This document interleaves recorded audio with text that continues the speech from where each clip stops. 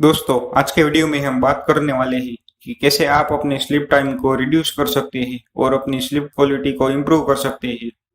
क्या आप भी रात में 8 से 10 घंटे तक सोते हैं और फिर भी दिन में अच्छे से कंसंट्रेट नहीं कर पाते हैं, या फिर अपनी करंट स्लीप पैटर्न से सेटिस्फाइड नहीं है? तो ये वीडियो एंड तक देखते रहिए और एंड में हम आपको कुछ ऐसे लोगों के बारे में भी बताएंगे जो इसे एक्सट्रीम स्लीप शेड्यूल्स को फॉलो करते थे। तो चलिए पहले हम अलग अलग स्लीप पैटर्न्स के बारे में समझते हैं। पहला है monophasic sleep. Most of the लोग इसी स्लीप पैटर्न को फॉलो करते हैं। इसमें आप रात को 7 से 9 घंटे तक सोते हैं और फिर पूरा दिन काम करते हैं। दूसरा है बाईफेजिक स्लीप। जो लोग दोपहर में खाना खाने के बाद सो जाते हैं वो बाईफेजिक स्लीप को फॉलो करते हैं। अगर आप दिन में 6 से 7 घंटे ही सोना चाहते हैं तो आप बाईफेजिक स्लीप को फॉलो कर सकते हैं।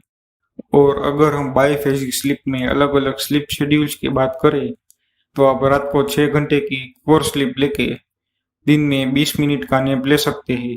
इसे एवरी मीन्स मेथड भी कहा जाता है। और अगर 20 मिनट के नैप से आप अच्छा फील नहीं करते हैं और रात को कम सोकर भी चला सकते हैं तो आप रात को 5 घंटे सोकर दिन में 1.5 घंटे का नैप ले सकते हैं। तीसरा है पॉलीफेजिक स्लीप।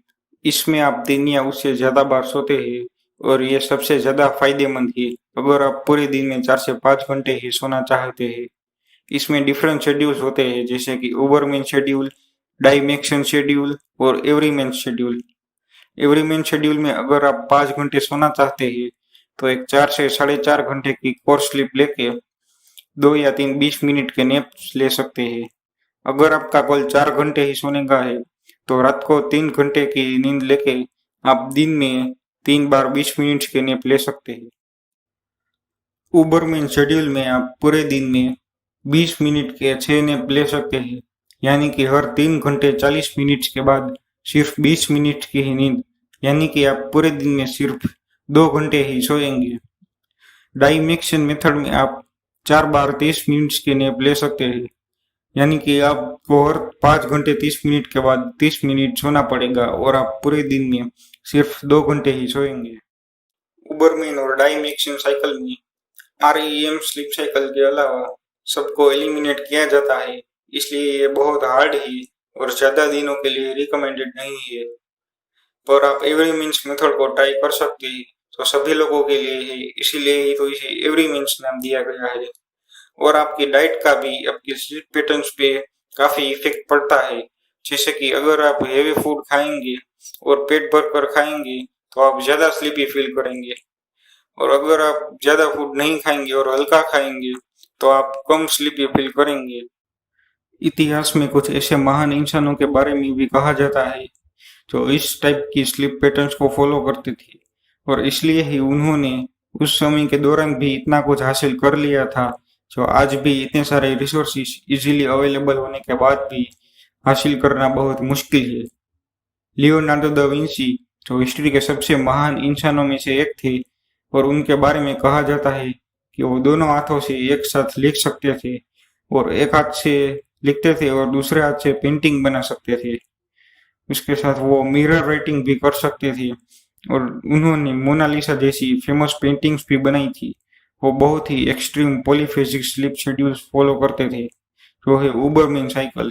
वो दिन में करीब 20 मिनट के 6 नैप्स लेते थे और इस तरह सिर्फ 2 घंटे ही सोते थे।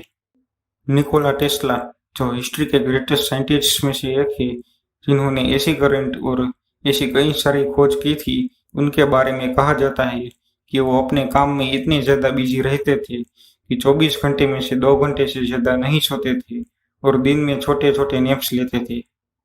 नेपोलियन बोनापार्ट जो एक फ्रेंच राजनेता थे, वो भी 2 बार सिर्फ 2-2 घंटे की नींद लेते थे और दिन में छोटे नैप्स लेते थे। सिल्वेडोर डेली एक स्पेनिश आर्टिस्ट थे जो अपनी तकनीकी स्किल्स, बारीक आलेखन और अपनी अनोखी चित्रकारी के लिए बहुत फेमस थे। डेली को लगता था कि सोना समय की बर्बादी है, और इसलिए वो एक चेयर में बैठते थे और हाथ में एक चाबी या मेटल की चीज रखते थे और उसके नीचे एक लोहे की थाली रखते थे। जब उन्हें नींद आने लगती थी तो चाबी उनके हाथों से गिर जाती थी और प्लेट के साथ टकराने की आवाज से वो तुरंत उठ जाते थे। दोस्तों, ये बात याद रखना कि आपको इन शेड्यूल्स के साथ अडेप्ट होने के लिए 4 से लेकर 7 से 8 हफ्ते भी लग सकते हैं और इस समय के दौरान आप अच्छा फील नहीं करेंगे और आपको काफ़ी नींद भी आएगी और आपका कंसंट्रेशन भी लो हो सकता है। तो अगर आपकी एग्जाम्स नज़दीक आ रही है तो आप इसे ट्राई मत करना और आप अपनी वर्क लाइफ बैलेंस के बारे में सोचने के बाद ही इसे ट्राई करना।